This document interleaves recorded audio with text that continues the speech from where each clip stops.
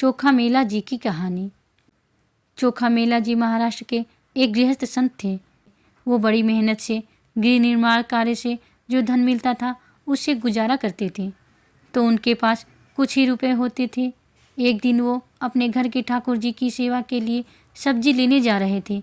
उन्होंने देखा बाजार में बहुत बड़े बड़े केले रखे हुए थे। देखते ही उनके मन में आया कि यह केले विट्ठल भगवान को बहुत अच्छे लगेंगे। उन्होंने सब्जी नहीं ली, उन्हीं पैसों से केले ले लिए। उनको मंदिर में प्रवेश का अधिकार नहीं था, तो वे दरवाजे पर खड़े हुए आवाज़ लगाई कि विट्ठल भगवान को केले का भोग लगा दीजिए। भगवान के कुछ सेवकों ने उन्हें धक्का मारकर बाहर कर दिया। उन्होंने कहा, तुम क्या समझते हो, 2-4 बार प्रभु का नाम ले लिया तो इतने बड़े भक्त हो जाओगे कि तुम्हारे हाथ का छुआ हुआ भोग भगवान पा लेंगे। चोखा मेला जी को इस बात से बुरा नहीं लगा कि उनके साथ दुर्व्यवहार हुआ। वह एकांत में जाकर प्रभु से बात करने लगे कि मेरा अपमान हुआ, इस बात का मुझे कोई दुख नहीं, लेकिन आपने ऐसा क्यों किया?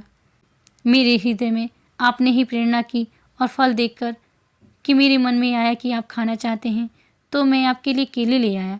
मुझे ऐसी जगह पैदा ही क्यों किया जहाँ की सेवा आपको पसंद नहीं? आप तो सब कुछ कर सकते थे ना। उसके बाद फिर आपने केले खाने की चाह प्रकट क्यों की? यदि आप ऐसा ही चाहते हैं तो फिर मैं इस शरीर को रख कर क्या करूँगा?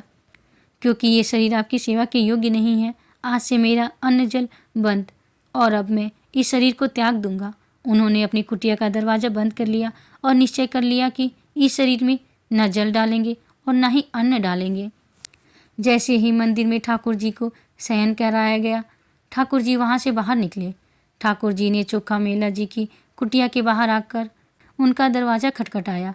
उन्होंने बड़ी ही अमृतमयी वाणी से चोखा मेला को आवाज़ लगाई। चोखा मेला जी एकदम आकर्षित हुए। उन्होंने पूछा, कौन है? ठाकुर जी ने कहा, चोखा मेला जी, बहुत भूख लगी है। जैसे ही दरवाज़ा खोला तो सामने नवकिशोर अवस्था के ठाकुर जी खड़े थे। आनंद समुद्र प्रभु को सामने देखकर चोखा मेला जी आ भरकर रो पड़े। प्रभु ने कहा, रोने धोने का समय नहीं है, मुझे बहुत भूख लगी है। चोखा मेला जी के पास जैसा भी था उन्होंने वैसा ही आसन बिछाया और कहा, विराजिए। ठाकुर जी ने कहा, नहीं नहीं, आसन पर नहीं, तुम्हारे गोद में बैठकर खाऊंगा। ठाकुर जी ने कहा, वो जो केला लाए थे ना, वो ले आओ। चोखा मेला जी बोले, हाँ प्रभु, मुझे अपमानित करके भगा दिया गया तो वो रखा हुआ है। ठाकुर जी अब चोखा मेला जी की गोद में बैठकर केला खा रहे हैं। प्रभु बोले, आज जो स्वाद मिल रहा है वो मुझे मंदिर में लगाए हुए भोग में भी नहीं मिलता। रुक्मणी जी को भी पता चले कि मेरे प्रेमी जनों द्वारा दी गई वस्तु में कितना स्वाद है, इसलिए आप मुझे 2 केले रुक्मणी जी के लिए दे दीजिए।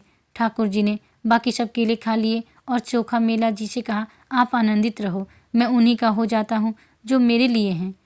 मैं किसी जाति, कुल, साधना, अवस्था, तपस्या का नहीं होता।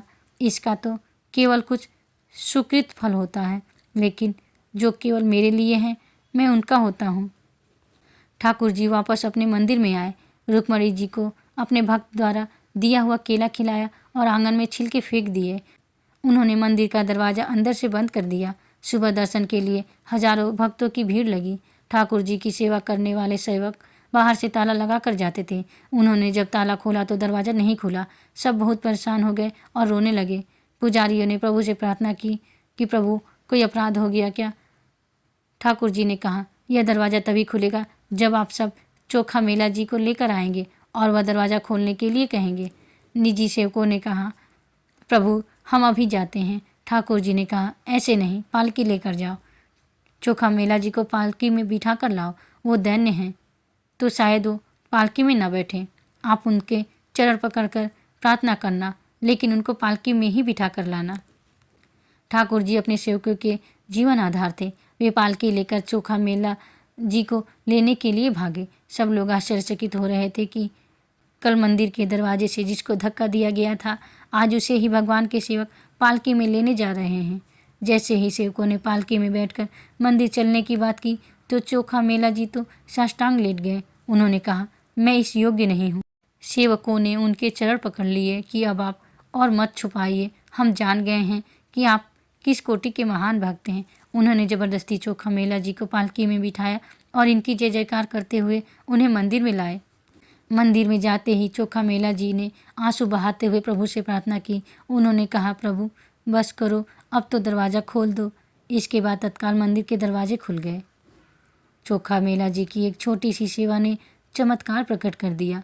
यदि हम आठों पहर प्रभु की भक्ति करेंगे तो कैसा जीवन होगा। राधे राधे।